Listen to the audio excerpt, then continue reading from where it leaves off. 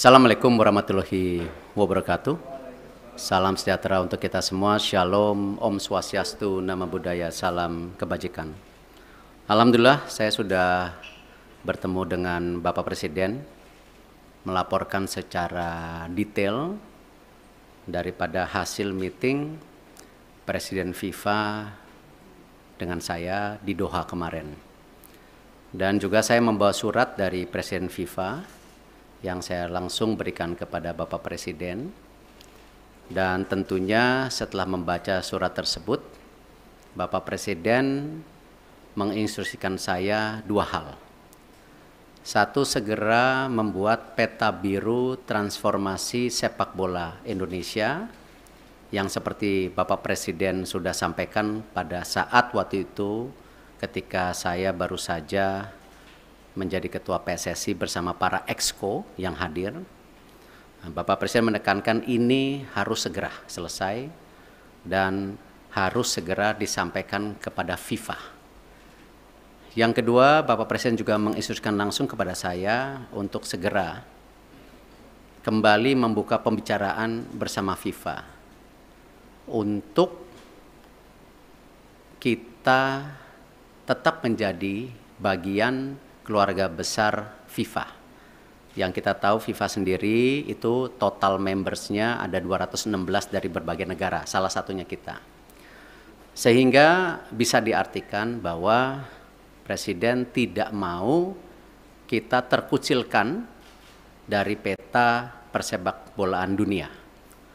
Nah, karena itu saya tentu akan berusaha keras memastikan transformasi sepak bola Indonesia ini terjadi, bukan wacana, tapi benar-benar terjadi. Dan saya juga akan bekerja keras untuk kembali bernegosiasi kepada FIFA untuk menghindari sanksi yang bisa terjadi.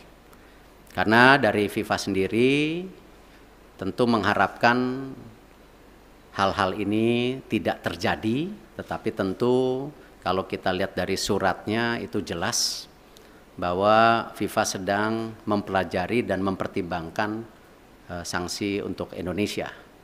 Nah, karena itu saya sedang menunggu undangan kembali dari FIFA setelah mereka ada rapat FIFA Council yang akan terjadi beberapa hari ke depan, dan saya tentu bersiap untuk kembali bertemu FIFA. Mungkin itu yang saya bisa sampaikan. Terima kasih. Wassalamualaikum warahmatullahi wabarakatuh. Bayu Pak, Radio El Sinta Pak. Ya. Pak, dalam pertemuan tersebut yang menjadi titik berat FIFA untuk membatalkan di Indonesia, masyarakat mungkin sudah banyak tahu, tapi belum dari mulut Pak Erik sendiri. Ya. Apa Pak yang menjadi dasar utama pembatalan tersebut, dan nanti kira-kira sudah ada gambaran belum Pak? Sanksi apa yang nantinya akan diberikan oleh FIFA bagi sepak bola tercinta di tanah air ini? Iya, sanksi terberat tentu ini yang kita tidak harapkan kalau kita tidak bisa berikut kompetisi secara maksimal di seluruh dunia. Sebagai tim nasional ataupun sebagai klub, juga ini akan menjadi sebuah kemunduran buat sepak bola Indonesia, dan itu sebenarnya sudah pernah kita terjadi di tahun 2015 waktu itu. Yang kebetulan juga saya bukan siapa-siapa saat itu, saya bukan menteri, bukan pengurus PSSI. Bapak Presiden meminta untuk saya juga bisa melobi waktu itu ke FIFA dan dicabut di tahun 2016 kalau tidak salah. Nah, tentu itu yang terberat di mana kita menjadi menyendiri. Jadi kita melakukan pertandingan, pembinaan wasit, usia muda, tetapi tidak ada tentu ke depannya ya cuman ya ibarat ya kita di Indonesia saja gitu. Dan saya rasa itu yang tidak kita harapkan, karena apalagi mata pencarian di sepak bola ini kan tidak bisa sekonyong-konyong hanya dilihat oh ini dan itu, tetapi turunannya banyak sekali yang namanya industri olahraga sepak bola gitu. Yang kedua tentu ya kembali FIFA ini kan otoritas tertinggi sepak bola di dunia. Tentu dengan segala keberatan-keberatan yang sudah ya disampaikan itu, nah tentu ya FIFA melihat ini sebuah, ya kalau dibilang sebuah intervensi, ya kan lihat kalau banyak sekali FIFA itu menghukum ketika ada intervensi government gitu. Tetapi di sini juga kan bentuknya intervensi. Dan di dalam tentu host kontrak sebagai negara dan host city kontrak ya yang ditanda tangan itu kita menjamin keamanan salah satunya. Nah, tentu ini yang mungkin menjadi pertimbangan FIFA juga ya. Kalau kita lihat mengenai fasilitas, saya rasa ya FIFA sudah bicara lapangan yang sebelumnya belum siap. Terima kasih pemerintah pusat benar-benar mempersiapkan lapangan itu dan sehingga bisa qualified, lolos semuanya lapangan. Nah, tentu pertimbangan-pertimbangan ini yang memang menjadi hal bagaimana FIFA. Khusus untuk sanksi tentu juga ada sanksi ringan ya seperti administrasi atau pergantian apa saya belum tahu lah. Cuman yang penting jangan yang sangat berat lah karena ini salah satu saya rasa saya nggak baca suratnya Presiden FIFA kepada Bapak Presiden, mungkin ya salah satunya Presiden FIFA mempertanyakan ini transformasi sepak bola Indonesia serius atau tidak. Makanya Presiden langsung menginstruksikan saya segera menyelesaikan peta biru sepak bola Indonesia untuk disampaikan di FIFA. Mungkin ada kaitannya dengan surat tersebut. Saya nggak dapat soalnya isi suratnya gitu. Itu yang pasti.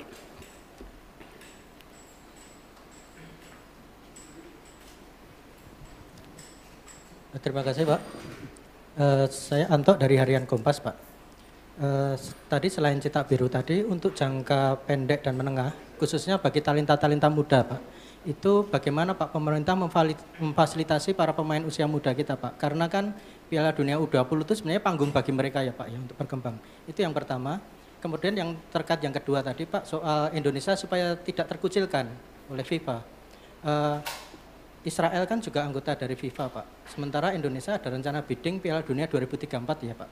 Itu gimana Pak kelanjutannya? Karena presidennya udah ada di sini Pak. Kalau ini tidak dibenahi sikap tegas kita terhadap memposisikan Israel itu nanti akan terulang lagi kayak ini Pak. Terima kasih Pak Erik.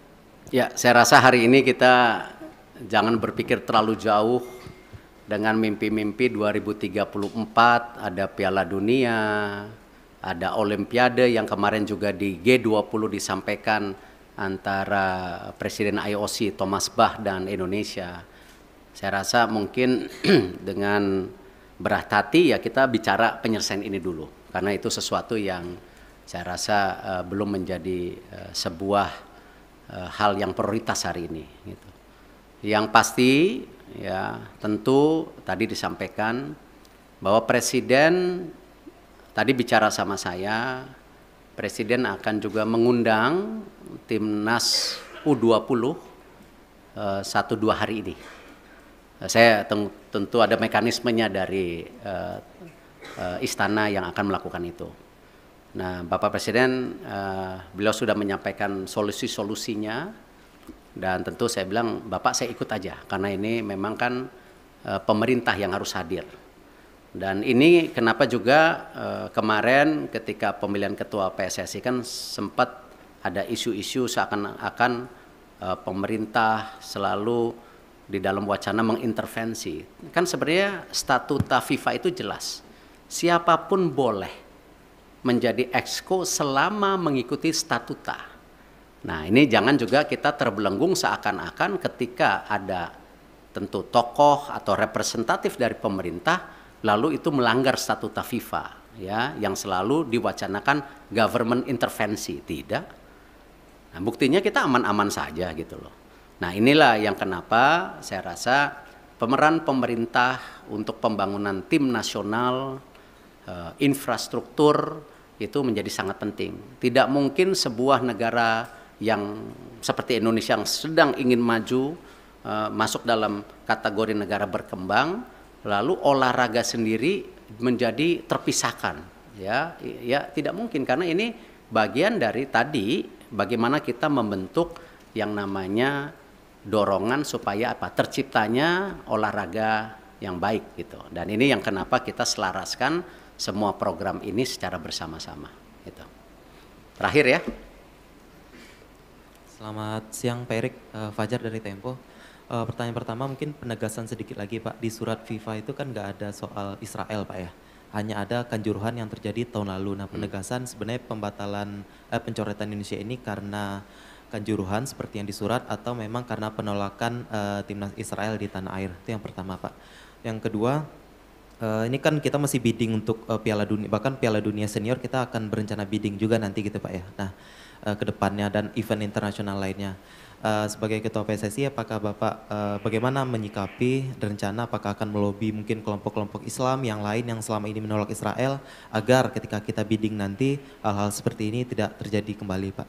Dan pertanyaan terakhir Pak, setelah Bapak kemarin ke Qatar itu kan di GBK Arena rame Pak ya, karangan bunga, terima kasih Pak Erik gitu kan, yang dianggap memberikan keuntungan ke Bapak. Kita apakah Bapak mengetahui atau seperti apa Pak karangan-karangan bunga yang di GBK Arena itu? Terima kasih. Ya kalau masalah karang bunga, waktu saya bersih-bersih Garuda juga dikirimin karangan bunga gitu. Tentu konteksnya itu ya bagian dari apresiasi. Tetapi kan kesuksesan sebuah event besar atau sebuah tentu organisasi besar bukan karena kerja individu. Ya itu karena sebuah kerja tim yang bersama. Ya saya rasa kita nggak bisa klaim-klaiman oh sukses ini karena titik-titik. Enggak, ini semua kerja tim. Nah karena itu kalau kita bicara mengenai event ke depan, tadi saya sudah sampaikan. Kita fokus ke sanksi dulu hari ini. Ya, Bapak Presiden jelas, jangan sampai disanksi. Segera selesaikan buku biru, rencana transformasi sepak bola. Bahkan kalau bisa Bapak Presiden waktu itu sudah sampaikan sampai 2045. Target kita apa sih? Sebagai negara yang ekonominya akan terus tumbuh, ya. Cita-citanya nomor 4, nomor 5 terbesar di dunia dengan jumlah penduduk yang 280 juta, 55% anak muda. Ini tujuannya apa transformasi ini? Apakah tetap jago kandang atau memang ada prestasi lainnya di luar negeri? Nah itulah yang kenapa Bapak Presiden mendorong ini sebagai bahan untuk bernegosiasi dengan FIFA. Supaya tadi sanksinya ada. Tetapi jangan yang terberat. Nah itu pun apa? Nggak tahu. Apakah administrasi, apakah apa, saya nggak tahu. Kita lihat. Tetapi jangan yang sama 2015 gitu. Kalau di surat FIFA, pengertian saya justru terbalik. Di situ FIFA bicara transformasi lagi. FIFA menyiapkan tim, ya, menyiapkan tim untuk apa? Transformasi sepak bola. Salah satunya memang waktu Kanjuruhan itu kan isu standarisasi daripada keamanan. Itu. Nah karena itu saya habis ini langsung akan telepon Pak Basuki. Ya, Pak Basuki waktu itu sudah paparan dengan Bapak Presiden. Sudah ada 22 stadium yang diaudit oleh Bapak Presiden. Ya, oleh pemerintah, oleh Bapak Presiden itu. Nah di situ sudah ada kondisinya yang ringan, yang berat. Nah, ini harus distandarisasikan.